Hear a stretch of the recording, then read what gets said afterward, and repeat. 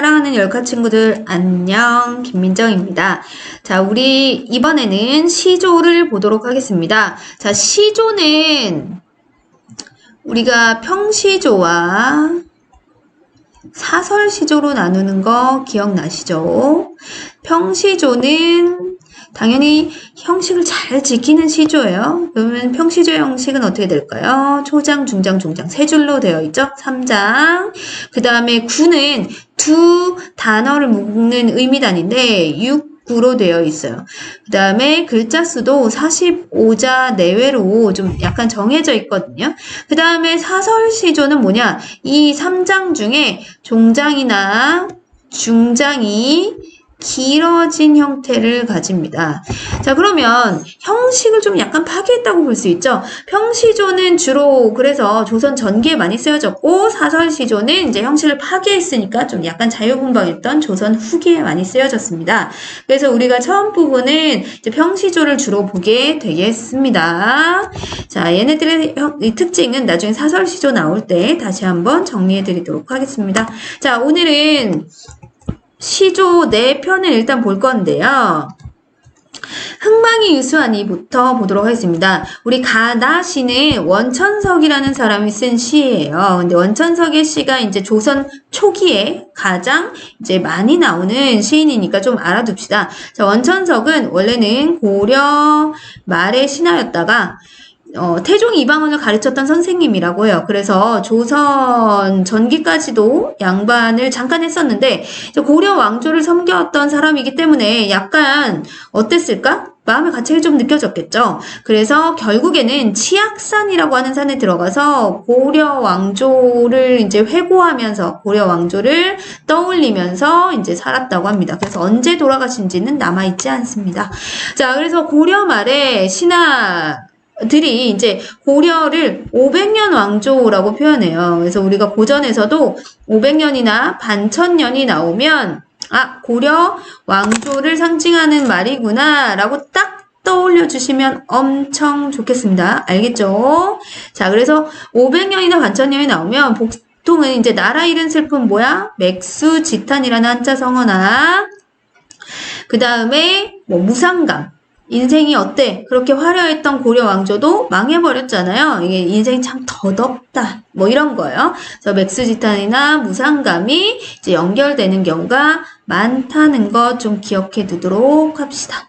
알겠죠? 원천석 기억합니다. 자, 그 다음에 이제 내용을 좀 보도록 합시다. 자. 흥망이 유수하니, 자, 흥하고 망하는 것이 유수하다는 건 여기서는 이게, 우리 왜 운수할 때, 운수 본다라고 할 때의 운수예요. 그래서 운수가 있으니 하늘에 운명이니, 그러니까 하늘의 뜻이니 이런 뜻이거든요. 그래서 이거는 운명론적 가치관이 연결된다고 생각하시면 됩니다. 자, 그래서 흥망이 유수하니 어디에 달려있어? 하늘에 달려있으니 라는 뜻이에요. 뭐 흥하고 망하는 건 뭐 자연스러운 거라는 거죠. 그래서 만월대도 추초로다. 근데 이 만월대가 어디냐면 고려 왕조의 성터거든요. 그러니까 이제 고려 왕조가 있었던 곳이 왕궁터가 추초로다. 가을에 풀밖에 없다고. 가을 풀만 우거져 있구나. 그러면 이건 어떤 풍경이야? 자연은 그대로인데 인간은 변했다라는 불변함으로도 해석될 수 있고, 또한 가을 풀밖에 없다는 거는 또 쓸쓸한 분위기하고도 연결이 되죠. 느껴지지? 그래서 500년 왕업이 목적에 붙여 있으니, 자, 500년 왕업은 뭐라고? 고려 왕조를 의미한다고 했었잖아요. 그래서 500년 왕업이 목적. 그래서 목적은 목동의 피리 소리거든요. 근데 우리 목적, 이 적자가 심심치 않게 고전에 나옵니다. 그래서 좀 알아두세요. 이게 피리 적자예요. 그럼 피리 적자니까 이 구는 피리야. 피리 적자니까 어떤 심상하고 연결되겠어? 소리. 청각적 심상하고 연결되겠죠? 그래서 목적에 붙여 있으니, 그러니까 담겨져 있으니 이런 뜻이거든요. 그래서 목척 소리도 어때요? 필리리 좀 애상적이죠? 그래서 이 청각적 심상이 애상적 분위기를 조성하고 있는 거지. 자, 석양에 지나는 계기. 석양은 뭐니? 해질녘이잖아요. 그래서 나는 부정적인 시간, 약간 좀 쓸쓸한 시간이니까 세모를 한 거예요. 그 다음에 해가 지는 거니까 어떤 이미지야? 내려가. 하강적 이미지지. 하강적 이미지. 그래서 석양에 지나는 객이 눈물겨워 하노라. 자, 석양에 지나는 객이 누구예요? 나그네거든요. 나그네인데 여기서는 화자로도 해석할 수 있어요. 왜냐하면 지금 아무도 없다고 했는데 지나가는 사람이 누구겠어? 화자 본인일 수 있겠죠. 그래서 본인은 이제 객이라고 표현해서 객관화했다 정도로 알아주시면 돼요. 객이 눈물겨워 하노라. 그래서 지금 뭐야? 슬프죠? 자, 이것도 뭐야? 애상적 정서지. 그럼 여기 종장에서는 애상적 정서가 이 해질녘, 석양을 통해서 조성되네요. 그럼 이거는 무슨 심상? 시각적 심상이죠. 자, 여기서 퀴즈. 이 시에는 중의적 표현이 좀 중요하게 여겨져요. 근데 중의적 표현을 찾을 수 있는 친구들이 많지 않아. 우리 친구들을 좀 찾아봅시다. 자, 중의적 심상 어디 쓰였을까요? 3초 기회 드리겠습니다. 자, 어디 쓰였을까? 찾았습니까? 여기 쓰였죠. 얘가 중의적 표현이라고 볼 수 있어요. 왜 얘가 중의적 표현일까? 그것도 한번 생각해 보세요. 자, 일단 석양은 해질녘이니까 그냥 시간적 배경일 수 있겠죠. 그런데 또한 지금 이게 어떤 상황이라고? 시대적으로? 그러니까 고려 왕조가 망한 걸 슬퍼한다고 했잖아요. 그래서 당연히 석양은 해가 지는 거, 왕조가 망한 거, 망한 왕조라고 볼 수 있어요. 이해되죠? 그래서 중의적 표현이다. 두 가지 의미를 담고 있기 때문에 자, 우리가 고전에선 심심치 않게 또 중의적 표현이 쓰이는데 사실 중의적 표현은 좀 배경 지식 없이 찾기가 약간 어려워요. 알겠죠? 그래서 지금 이렇게 문학을 쭉 정리할 때 나오는 부분들은 다시 복습을 하면서 문제를 풀고 복습을 하면서 꼭 기억해 두도록 합시다. 알겠죠? 열카 화이팅! 자, 바로 넘어갑니다. 원찬석에 또 눈 맞아 휘어진 대를. 아마도 이거는 이제 본인이 좀 뭔가 왕조를, 그러니까 고려 왕조를 배신하지 않았다는 걸 얘기하고 싶었던 것 같아요. 알겠죠? 자, 내용을 한번 보도록 합시다. 자, 우리 눈 맞아 휘어진 대를 뉘라서 굽다턴 고. 여기서 중요한 건 뭐냐면 의문 형식에는 반드시 물음표를 살려줘야 된다는 거. 고전에는 물음표라든지 느낌표가 있어요, 없어요? 없어요. 그래서 꼭 살려주셔야 됩니다. 알겠죠? 살려주세요. 자, 해석해 봅시다. 눈 맞아 휘어진 대나무예요. 이 대는 대나무예요. 자, 대나무는 당연히 나는 동그라미를 할 거예요. 왜냐면 대나무는 보통 고전에서 지조와 절개의 상징을 하게 되고 지조와 절개의 상징을 하는 다른 이제 소재들이 좀 있거든요. 한번 이 기회에 적어놓고 갑시다. 자, 지조와 절개의 상징은 사군자와 소나무나 잣나무 같은 사시사철 푸른 애들이 소재가 돼요. 사군자가 뭐냐면 선비가 좋아하는 4명의 군자들이라고 하는데 자연물들인데 매, 난, 국, 죽입니다. 여기서 매는 매화고요. 나는 난초, 국은 국화, 죽은 방금 나온 대나무거든요. 자, 쌤이 필기를 좀 밑에다 했지만 우리 친구들은 옆에다 이쁘게 해주시면 되겠습니다. 자, 그래서 얘네들이 나오면 우리가 보통 지조와 절개를 상징하는 긍정적 시어다라고 생각해 주시면 되겠습니다. 알겠죠? 개념적으로 좀 알고 있으면 나중에 보기 편할 거예요. 자, 눈 맞아 휘어진 대. 그럼 여기서 휘어지게, 이 좋은 지조와 절개를 휘어지게 만드내니까 당연히 부정적인 시련이나 고통이 되겠죠. 그래서 눈 맞아 휘어졌다라는 거죠. 휘어진 거는 왜 휘어진 거야? 약간 지금 이 시련에 굴복한 거라고 볼 수도 있고, 그쵸? 그래서 지조와 절개를 꺾어버렸다고도 볼 수도 있는데 얘가 누가 굽다고 했니? 라고 화를 내고 있잖아요. 그쵸? 그럼 당연히 이거는 진짜 휘어졌다, 뭐 부러졌다라는 게 아니라 잠깐 힘겨워하고 있는 거야. 잠깐. 알겠죠? 그래서 얘가 이런 표현을 쓰는 거죠. 굽을 절이면, 자, 굽어질 절개라면 눈 속에 푸르겠느냐? 눈 속에 푸를 리가 있니?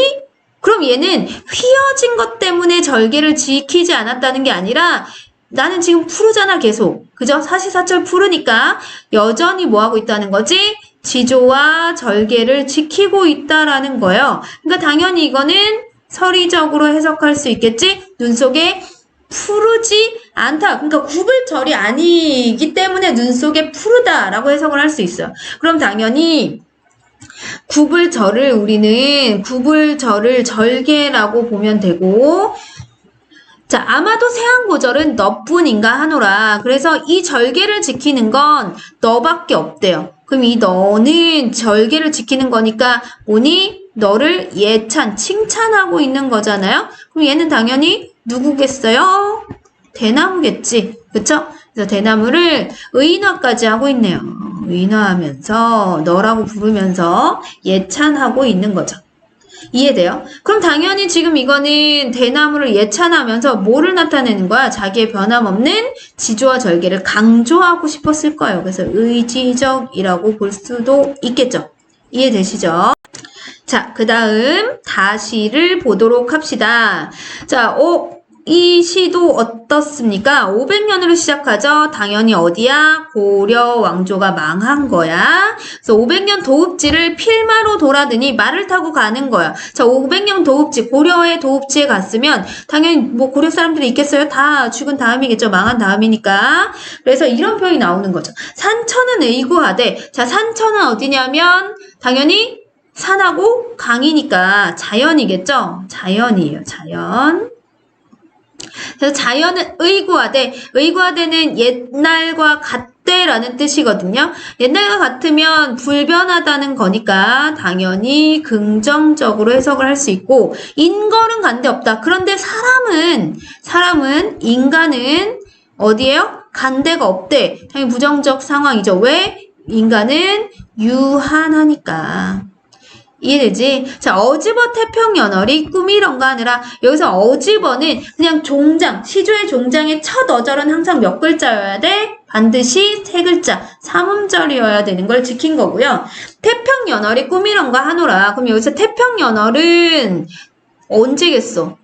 과거에 고려 왕조를 의미하는 거겠죠. 그쵸? 과거에 고려에 그 태평했던 시절이 꿈 같다. 꿈 같다는 건 뭐야? 지금은 없다는 거잖아요. 그래서 이게 바로 무상감이야. 허무하다. 뭐 이런 거지.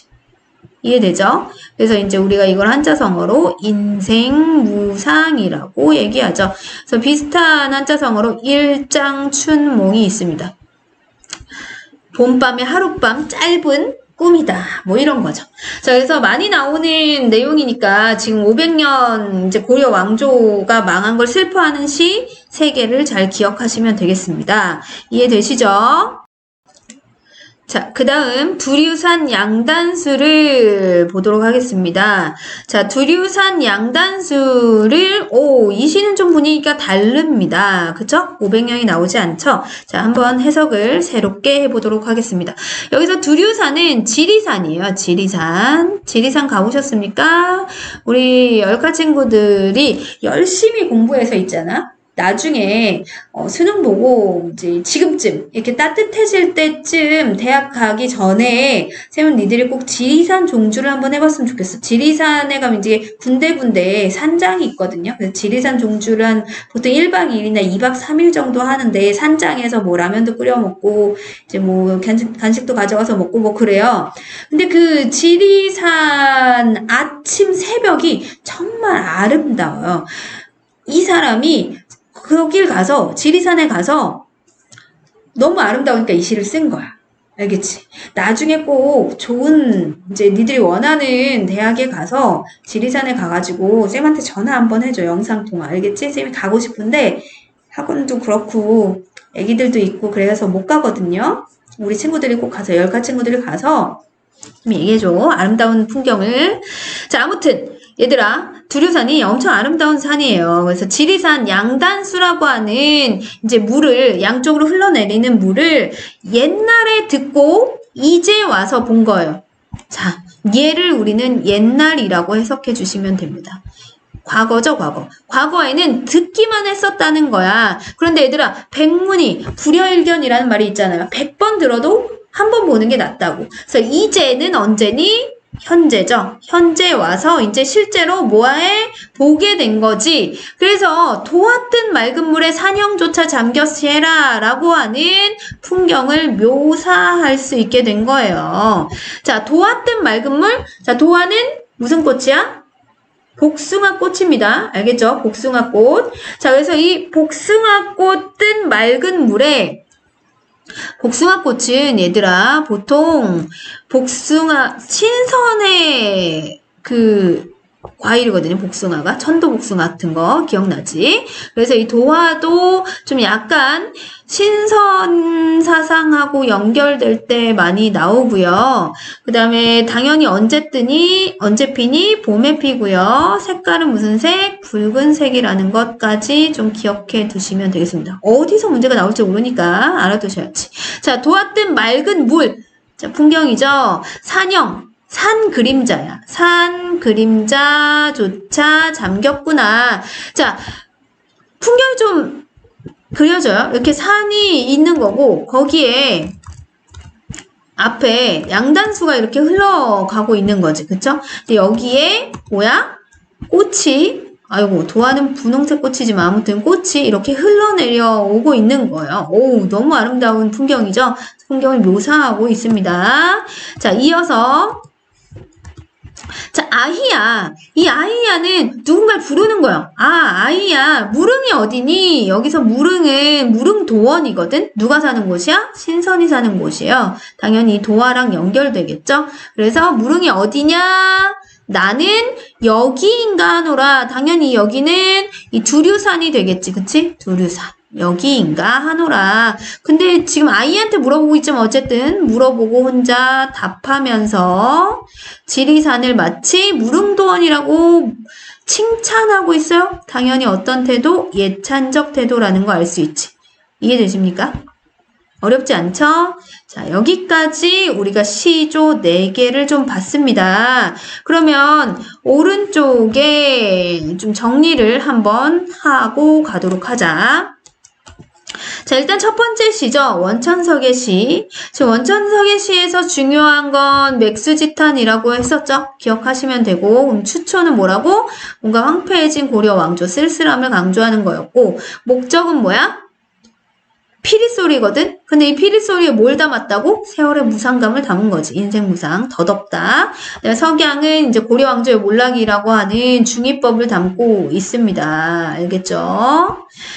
진짜 해가 지는 걸 수도 있고 이제 고려 왕조의 몰락일 수 있는 중의법이야. 객은 화자 작가 자신일 수도 있다. 라는 걸 기억하시면 이 시어 정도만 알면 이 시는 다 이해가 된 거죠. 자, 그 다음에 화자의 정서 및 태도를 보도록 합시다. 자, 화자의 정서 및 태도는 지금 이거 두 번째 시에서 대나무를 지조와 절기를 상징한다 라고 봤다는 거 기억하시면 되고, 여기서 눈은 당연히 뭐야? 실현이겠지, 그치? 그래서 여기서 이제 원천석이 이제 고려 말기의 충신이니까 당연히 눈은 그러니까 고려의 역적인 이성계 일파의 압력이 될 거예요. 그 다음에 대는 당연히 절개에 있는 충신인데 얘랑 비슷했던 사군자와 소나무, 잣나무 잊지 맙시다. 자, 그 다음 다시는 뭐였지? 이것도 500년 왕엄이죠. 그쵸? 500년 도읍지. 자, 500년 도읍지를 말 타고 들어가서 뭐 했다고? 산천은 그대로 있는데, 인걸은 바뀌는 거를 이제 자연과 인간 사이의 대조로 사용했다는 것 꼭 기억하시면 되고, 그래서 이거는 진짜 고전에 너무 많이 나오는 구조야. 이거 모르면 안 돼. 알겠지? 보통 자연은 불변하다. 한계가 있다, 한계가 없다 라는 긍정적인 존재로 많이 나오거든요. 고전에서. 그런데 인간사는 보통은 이렇게 좀 잘 변해. 잘 죽죠. 옛날 사람들은 진짜 빨리 죽었으니까. 그 다음에 유한해. 한계가 있다고. 그러니까 옛날 사람들은 이제 빨리 죽는 걸 싫어했기 때문에 한계가 있는 거 되게 싫어요. 그래서 보통 자연은 이렇게 긍정, 인간은 보통 부정적으로 많이 나옵니다. 알겠죠? 자, 그래서 이것도 마찬가지 고려 왕조 500년 왕업이 이렇게 된 것을 지금 탄식하고 있는 노래였죠. 맥수지탄. 주제가 똑같다. 아까 가시랑. 그쵸? 자, 그 다음 마지막 네 번째 시조는 뭐였죠? 두류산이 배경이었죠? 그래서 옛날에 듣던 걸 진짜로 두류산에 와서 봤더니 너무너무 아름답더라. 뭐 이 정도니까 크게 어렵지 않죠? 그래서 자연 친화적인 모습을 예찬을 통해 드러낸다 정도 기억하시면 되겠습니다. 어렵지 않죠? 자, 질문은 개인 통으로 화이팅!